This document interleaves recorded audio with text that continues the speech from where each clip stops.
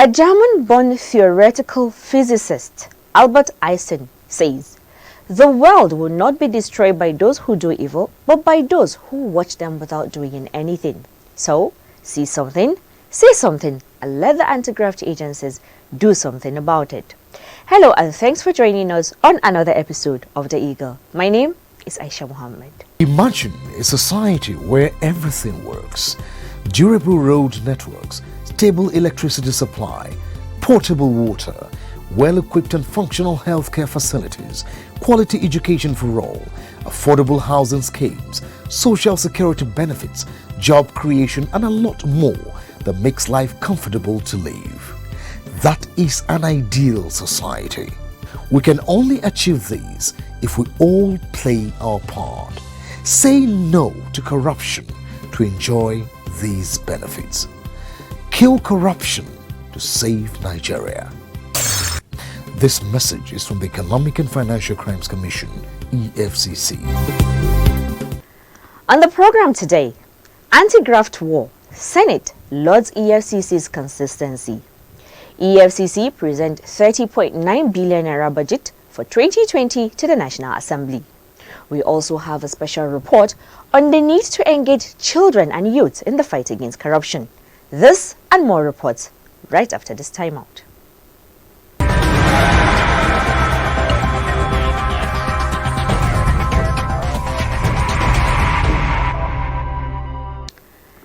It was praise all the way for the Economic and Financial Crimes Commission as the yearly workshop on financial and economic crimes investigation and prosecution for judicial officers ended at the National Judicial Institute, Derby. President of the Senate, Ahmed Lawal, who declared the workshop opened, commended the EFCC for its consistency in carrying out its mandate. Abbas Abubakar has the details of the workshop. Lawal disclosed that all the government and the National Assembly can do in the light of the performance of the EFCC was to support it in order for the Commission to discharge its mandate more effectively, stressing that the 9th Senate and indeed the National Assembly as presently constituted are to support the anti-corruption agencies to the best of its abilities to enable the country to get rid of the menace of corruption.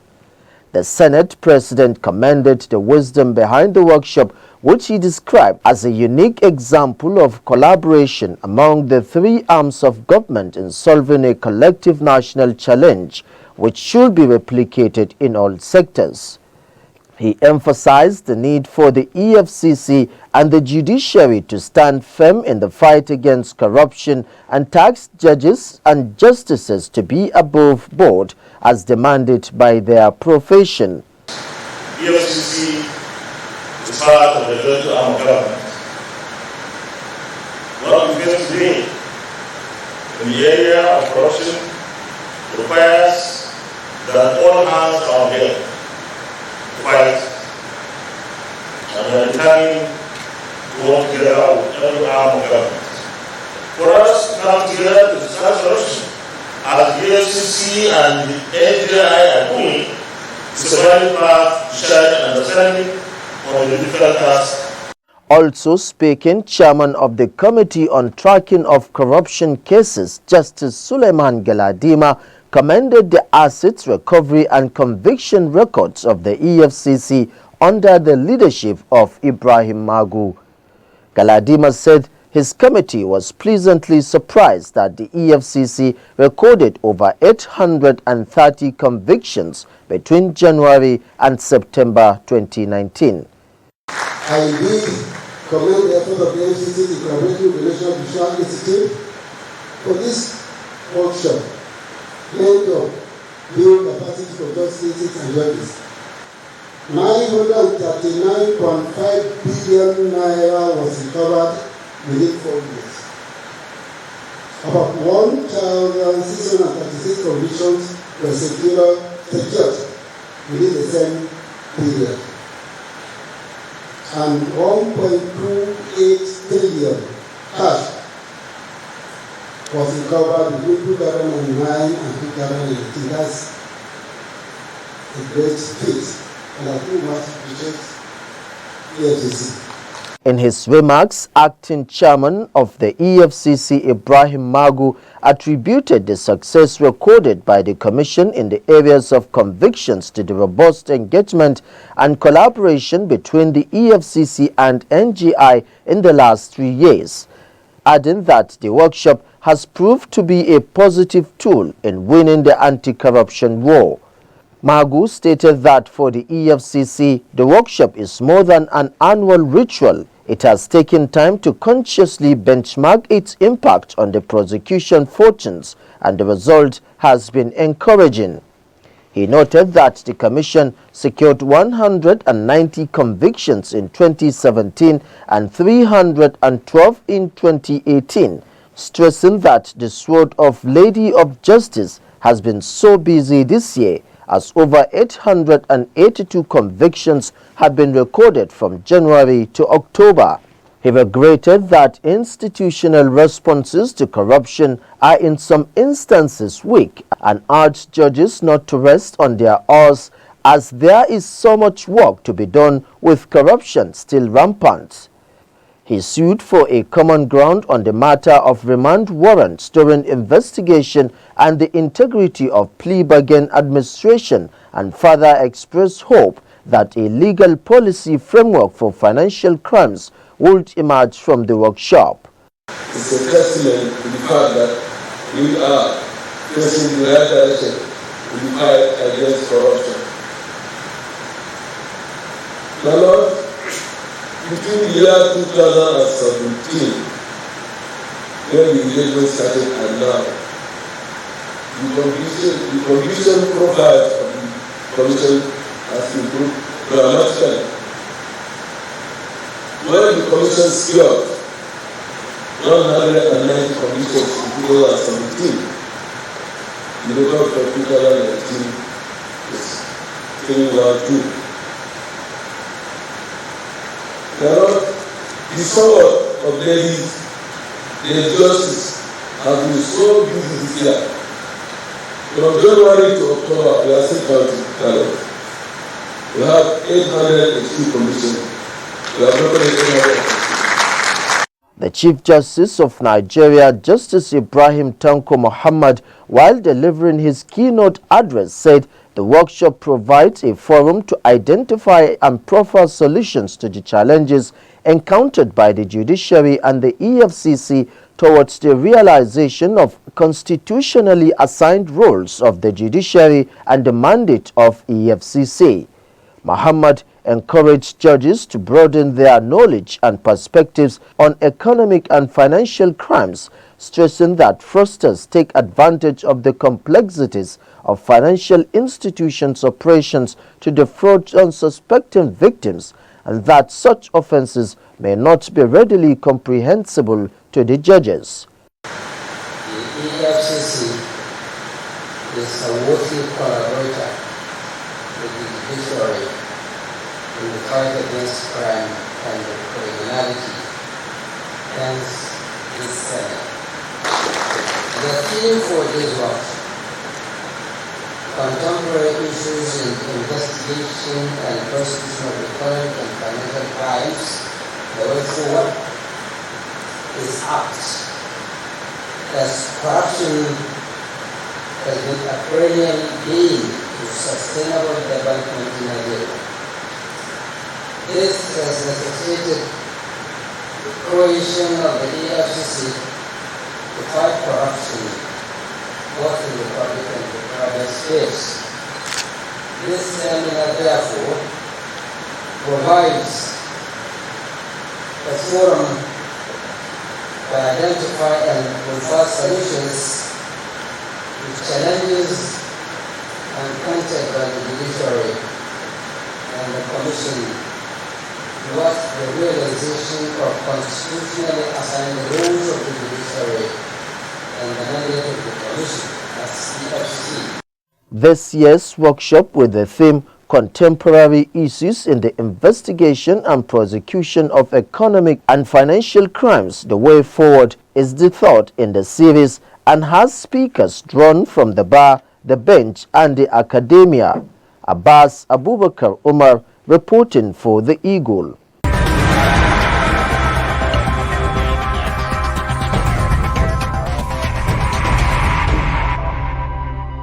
The acting chairman of the Economic and Financial Crimes Commission EFCC, Ibrahim Mustafa Magu, has disclosed that the agency earned a record of 882 convictions between January and October this year. Magu made the disclosure as he defended the Commission's 2020 budget of 30.921 billion naira before the Senate Committee on Anti-Corruption and Financial Crimes.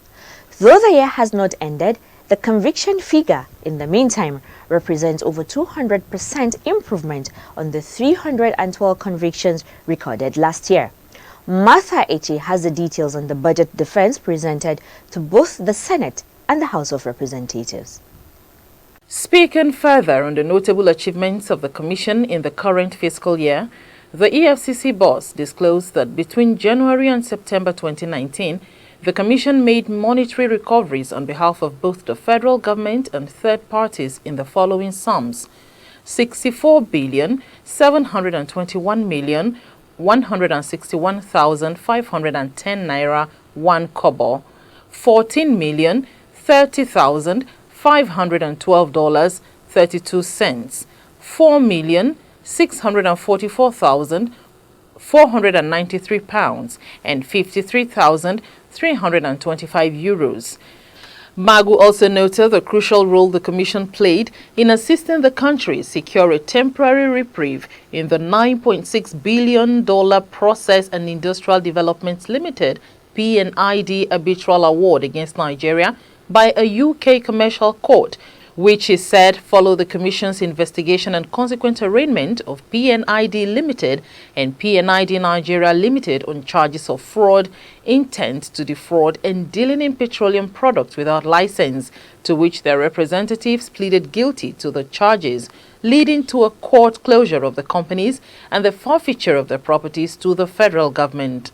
He further revealed that the EFCC's collaboration with the U.S. Federal Bureau of Investigation (FBI) in a joint operation tagged Operation Rewired, which was a coordinated effort to disrupt business email compromise (BEC) schemes designed to intercept and hijack wire transfers from businesses and individuals, resulted in the seizure of nearly $2.4 million and the disruption and recovery of approximately $14 million in fraudulent wire transfers impressed by the colossal recoveries. Chairman of the committee, Suleiman Abdukwari, said that the federal government should perhaps consider funding the nation's budget with the Commission's recoveries. A member of the committee, Senator Dayo Adeyeye, noted that the Commission was fighting corruption with all seriousness and that Nigerians are pleased with its efforts. He suggested that a portion of the funds recovered by the EFCC be channeled to the Commission to augment its running cost, and further sued for an upgrade of the salaries of officers of the Commission, noting that the work the Commission does exposes its staff to huge temptations. Deputy Chairman of the committee, Senator Aliu Wamako, decried the 201.13 million naira the Commission earmarked for hiring of legal services as low and suggested an increment on the item. The 2020 budget figure represents a 49.26% increase over the 20.715 billion naira approved for the Commission in the current year. The Commission's 2020 capital expenditure budget is pegged at 2.321 billion naira, down from the current year's 3.008 billion naira. Magu noted that the capital expenditure budget is a far cry from the Commission's needs assessment and its strategic plan for 2020 and beyond. On capital expenditures, he disclosed the Commission intended to commence the development of a permanent site of its training academy at Kwandari near Lafia in an effort to further enhance its capacity. The Commission's other areas in need of substantial deployment of funds include the takeoff of the proposed EFCC radio, which the Commission has already got a license for, a complete rehabilitation of the Commission's Lagos Zonal Office at Awolowo Road, Ikoyi, construction of permanent offices in Uyo, Benin, Makurdi and Ilorin zones, where the Commission is currently occupying rented properties. As it is in the current year, next year's overhead cost is pegged at 3.600 billion naira. Given that only 1.500 billion naira has been released out of the sum in the current year's budget, Magu drew the attention of the Senate committee members to the need to improve the Commission's overhead cost funding in view of EFCC's head office building maintenance, local travels and tours of its officers, insurance premium, group life, fire and peril, legal services, motor vehicle fuel cost, publicity and advertisements. The EFCC boss revealed that out of 20.715 billion naira approved for the Commission in 2019, only a total of 11.098 billion naira has been released, representing 53.57% of total appropriation. He further revealed that while 0 naira has been released for the Commission out of the 3.008 billion naira approved for its 2019 capital budget, 9.657 billion naira has been released out of the 14.106 billion naira approved for its personnel cost and 1.95 billion naira out of the 3.600 billion naira approved for overhead, totaling 11.098 billion naira so far. Similarly, the House of Representatives has commended the Economic and Financial Crimes Commission (EFCC) for its successes in tackling the scourge of cybercrime plaguing the nation's youth. This came as the acting chairman of the agency, Ibrahim Magu, defended the Commission's 2020 budget of 30.921 billion naira before the House of Representatives Committee on Financial Crimes. Members of the committee equally applauded the patriotic role of the EFCC in exposing the processes leading to the $9.6 billion arbitral award to Process and Industrial Developments Limited, PNID, by a UK commercial court as fraudulent. A member of the committee, Honorable Ademorin Kuye, observed that the Commission has contributed immensely in redeeming the image of the country in the global community. While commending the record-setting convictions profile of the Commission this year, Kuye observed the need for life insurance cover for EFCC staff, especially given the risks associated with their job. He appealed to the lawmakers for an upward review of the capital vote to enable the Commission execute critical projects. Martha Eche, reporting for The Eagle.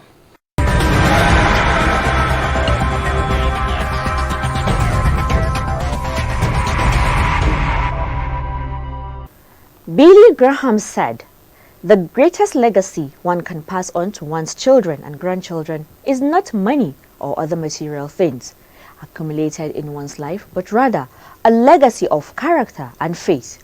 This is the reason the EFCC felt the need to catch them young, as they are the future of Nigeria, and with the rampant corruption being perpetrated by individuals, organizations and even people the children see as their role model, the need to engage them at a very tender age became necessary."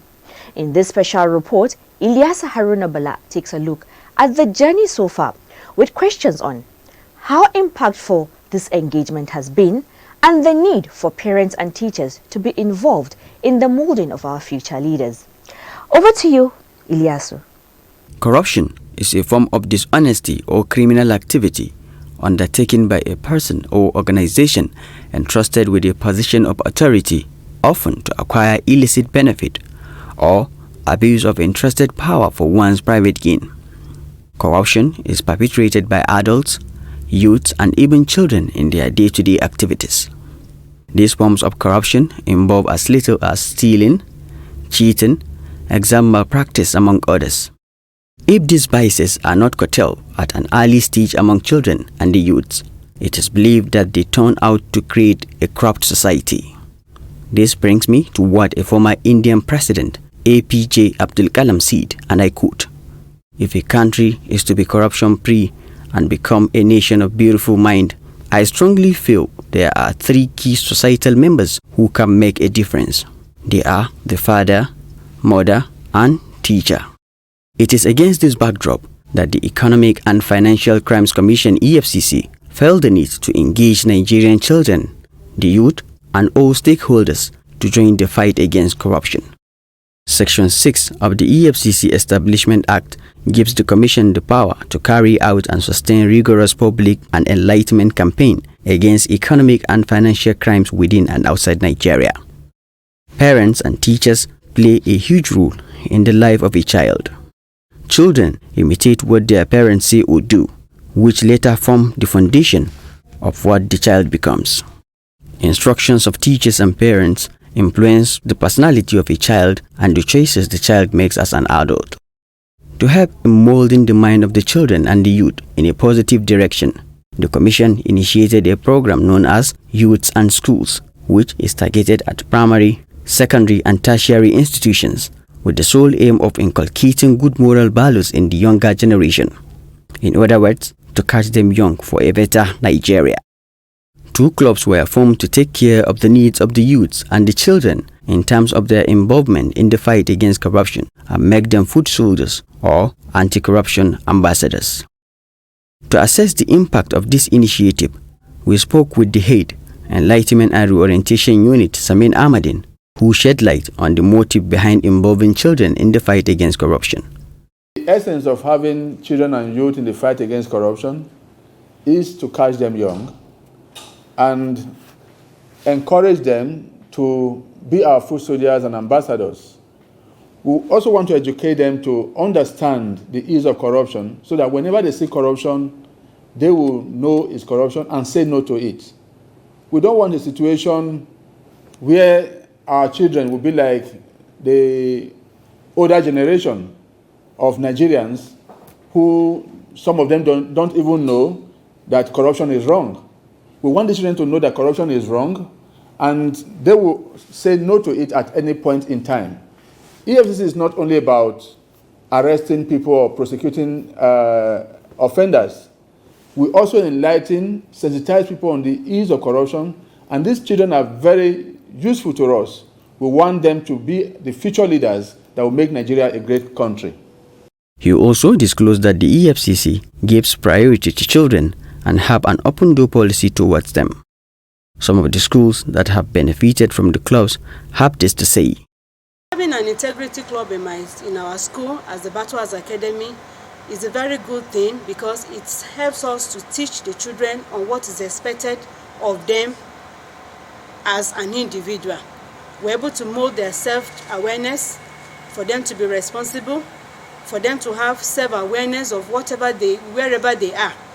Also, trustworthiness is also a watchword that we inculcate in them. Give them the sound, the qualitative and the quality education in terms of their academics. And secondly, teaching them the right thing, because when you look at our society, the major problem is we lack societal norms. So in my school, we inculcate discipline. We teach moral. On their part, the children, who among them is 11-year-old Naomi Oloyede, who represented Nigeria at the Education for Justice Initiative High-Level Conference on Corruption in Vienna, Austria, appreciates EFCC for its effort to involve children in the fight against corruption and call on our leaders to focus more on corruption prevention measures. My message to the leaders, I want to appeal with you to join hands together to make our world a better, safe and inclusive place. Providing good education can help, and through education you can inaugurate an integrity club in our various schools. It will teach children good morals, and they should not keep any secrets with themselves. They should elaborate to more people. With such values, children will no doubt grow up to appreciate the need for integrity, transparency, accountability, and hard work will also be focal points of their values. If such crop of children grow up to form the nucleus of the country's public service, they will surely bring about the desired attitudinal and value change that will steer the country away from the present systemic corruption. Ilyasu Haruna Bala, reporting for the Eagle. Well, we all can see that the Nigerian child want to be raised in a corrupt-free society, and they have called on the leaders to please help them build a society that is safe, a society filled with the basic amenities, a society they can proudly boast to say they belong to.